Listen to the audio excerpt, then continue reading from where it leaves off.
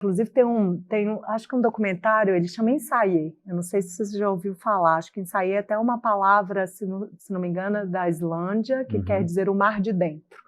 E aí existe um documentário sobre isso, e num dado momento, nesse documentário, tem um líder africano que fala que a mãe terra hoje é tratada mal porque os valores só masculinos estão em vigor e tidos como os melhores, né? E na verdade não são, não quer dizer que não são bons, mas é harmonia, né? A gente tudo na vida é harmonia, a justiça nada mais é do que harmonia. Então acho que são coisas que a gente precisa discutir para além dessa questão mesmo de ser a mulher que tem isso, ou o homem é isso, são valores importantes na construção da sociedade, eu acho. E aí você estava falando de mineiridade, aí eu trago para isso, eu acho que a mineiridade, o acolhimento da mineiridade tem a ver muito com esse afeto, tem muito a ver com essa escuta, com essa questão afetuosa, de humanidade, que todo mundo se sente bem em Minas Gerais, né? E isso é incrível. Tem a pesquisa que diz que um dos 10 destinos mais acolhedores do mundo está aqui em Minas Gerais, né?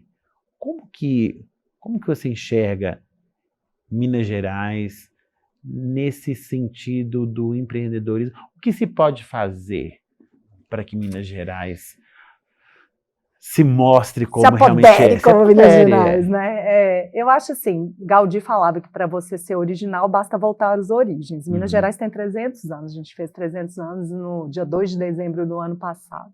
Então a gente pensar, a gente tem uma história muito rica, uma história de liberdade muito profunda, né? Inconfidência mineira, várias outras questões de liberdade, o modernismo e várias outras questões que atuam no campo cultural e de Minas Gerais. E a gente, acho que não nos falta, acho que a gente sobra muita história, muita cultura, o turismo muito forte nesse sentido, porque o turismo, não só o turismo cultural, né, que é chamado muitas vezes quando você vai para isso, por exemplo, para vir num circuito Liberdade, para conhecer os equipamentos, o turismo de experiência, um turismo quando você vai para para o interior de Minas Gerais, você conhece a essência de Minas. Nossas montanhas é cultural, porque quando você olha para elas, você tem o seu ponto de vista cultural a partir daquilo e o modo de vida que a sociedade tem ao entorno daquela montanha.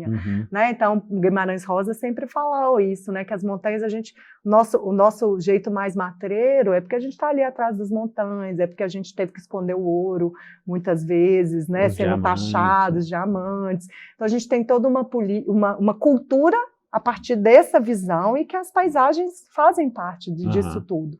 Mas eu acho que Minas Gerais é muito forte nesse sentido. Então a gente falta, como mineiros, conhecer melhor Minas Gerais e a gente também falar sobre Minas Gerais cada vez mais aí ecoando no Brasil, no próprio Minas Gerais e no mundo, né?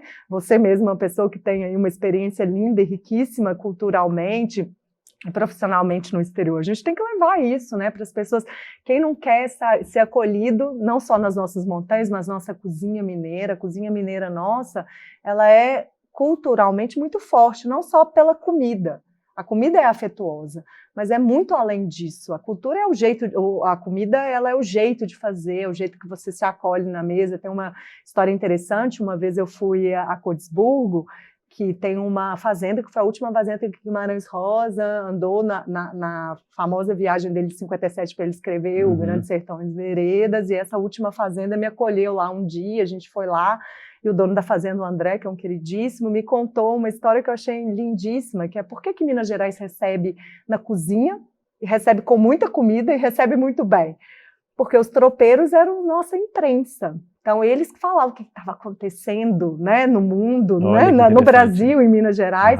E aí, quando eles chegavam nas fazendas, eles faziam questão de receber com muita comida e na cozinha para escutar tudo que tinha e conversar e puxar tudo que tinha. Então, olha como que a nossa mineridade é cultural, a nossa cozinha é cultural e tem toda uma questão aí envolvida nisso. É uma estratégia de inteligência. Maravilhosa, gente. Né? Os mineiros aí ficam falando que mineiro é bobo. Tem até um conto de Clarice Lispector que fala, né? Acho que as vantagens de ser bobo. As vantagens de ser bobo. Aí depois lá no meio fala assim, mineiro é ser bobo. Como perdem por não ser mineiro. Exatamente. Porque não é o bobo, na verdade, é isso, é ver beleza nas coisas, é isso, saber que o lado humano da gente se conectar é importante, é contar um caos, né, estar envolvido nesse contexto todo. Então é lindo, né, a gente falar sobre a mineiridade. Eu vou fazer vou confessar uma coisa para vocês. Eu sou uma pessoa que gosta de viajar muito, porque eu gosto muito de cultura. E eu sou aquela pessoa, assim, que teve um terremoto na China recentemente, e tem os guerreiros terracota numa cidade chamada Xi'an. E esses guerreiros têm 2.300 anos, e é uma coisa culturalmente belíssima. Então, eu e minha família saímos correndo depois desse terremoto, e fomos ver os guerreiros terracota. Uma viagem de 26 horas, mais 10 horas de trem, 26 horas de avião, mais 10 horas de trem.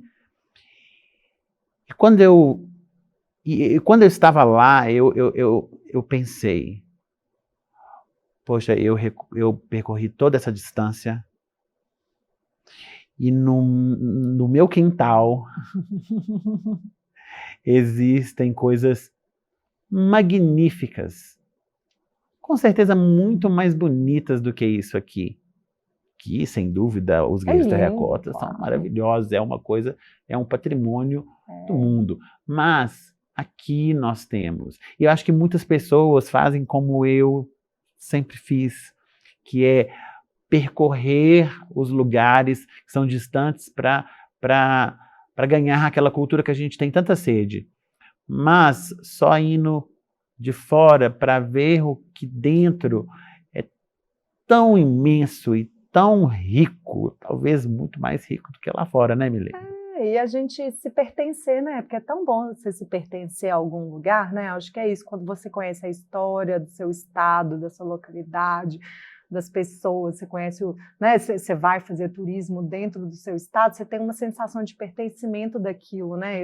E aí você consegue transmitir para fora, o tanto que isso é bacana, o tanto que isso é, né? Esse orgulho de ser mineiro, né? De estar aqui, de ter esse jeito bobo e ressabiado de ser, mas tem um motivo para isso, e não quer dizer também que a gente não vá mudar ou que a gente não vai pensar nisso de uma forma diferente, mas isso é lindo. Né? Então, eu acho que assim, esse conhecer de Minas, principalmente agora, nesse momento de pandemia, pós-pandemia, as tendências para o turismo, elas, se você for pensar, todas elas estão em Minas Gerais, né? Eles falam de turismo de experiência, turismo rural, turismo de aventura, de natureza. Então, qual que a gente não tem aqui, né? Todos.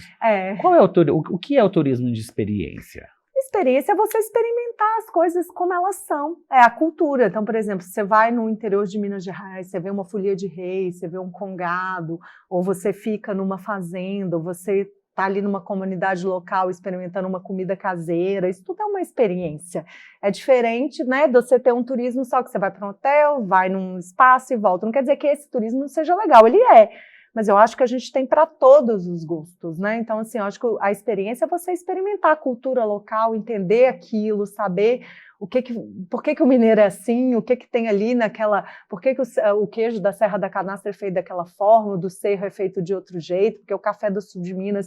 Então, você começa a entender, né, a cultura local a partir de uma experiência de vivência mesmo, de entender o outro. Acho que a experiência tem muito a ver com as pessoas locais, como as pessoas te recebem. É mais autêntico, né, menina? Muito mais. E hoje em dia, gente, a autenticidade é tudo, né? A verdade que tem dentro da gente, dentro do outro.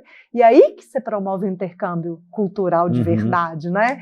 É o que você está falando. Você foi para a China, que lindo! E ali você pode ter promovido um intercâmbio cultural, que não só de ver, mas de sentir o que estava acontecendo ali, de saber a história. Aquilo te fez um ser humano melhor. Com certeza. De entender uma história de um mundo, né? De como que aquilo milenar está ali acontecendo até hoje. Então, assim, aqui também tem isso. Então, acho que é isso, a gente honrar essas raízes, experimentar. Então, o turismo de experiência tem a ver muito com cultura, mas não é o turismo cultural, que é isso, vou para o museu, vou, né, num espetáculo, não é só isso, ele é para além disso, é a vivência mesmo dessa cultura, porque a cultura é para além da arte, né? É o modo de viver, de fazer, de conversar, enfim.